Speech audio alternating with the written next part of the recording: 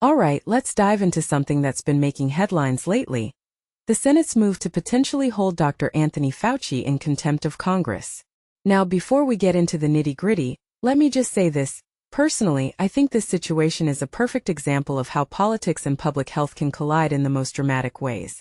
It's not just about Fauci or the Fifth Amendment. It's about the broader implications for how we handle accountability, especially in the aftermath of a global crisis like the COVID-19 pandemic. So here's the deal. Senate Republicans are pushing to hold Fauci in contempt because he invoked his Fifth Amendment right during a recent hearing. Now, what makes this really interesting is the context. Fauci has been a lightning rod for criticism, particularly from the right, since his role as a top health official during the pandemic. From my perspective, this isn't just about his testimony. It's about the ongoing political battle over how the pandemic was handled, the origins of the virus, and the role of public health officials in all of it. One thing that immediately stands out is Fauci's decision to plead the Fifth. In his opening remarks, he explained that he believed Republicans would try to use his testimony to prosecute him. Now, if you take a step back and think about it, this raises a deeper question. Why would a public health official feel the need to protect himself in this way? What this really suggests is that the environment has become so polarized that even testifying under oath feels like a legal minefield. And honestly, that's a troubling sign for how we handle public discourse. Now let's talk about the legal side of things. Republicans argue that Fauci couldn't invoke the Fifth Amendment because of his preemptive pardon from President Biden. Personally, I think this is where things get murky. As Georgetown law professor Abe Smith pointed out, the nature of that pardon and its protections aren't entirely clear.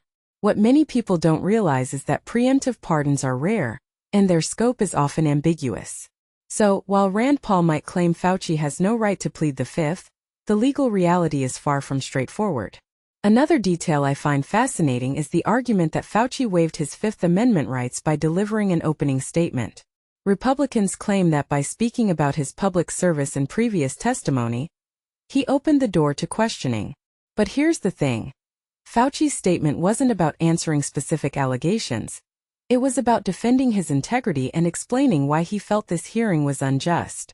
In my opinion, that's a far cry from waiving his rights. It's more about him trying to maintain some control over the narrative in a situation that feels deeply adversarial.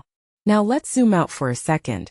This vote is just the latest chapter in a years-long campaign against Fauci, fueled by anti-lockdown sentiment and debates over the virus's origins. Rand Paul, in particular, has made Fauci a personal target, accusing him of lying to Congress and destroying records. What's striking to me is how personal this has become. Fauci's lawyer called it an obsessive vendetta, and honestly, it's hard to disagree.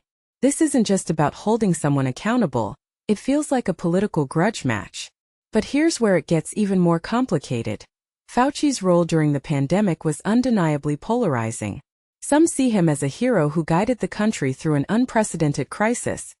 Others view him as a symbol of government overreach. Personally, I think both sides are missing the bigger picture. The pandemic was a global catastrophe, and no single person or policy was going to make everyone happy.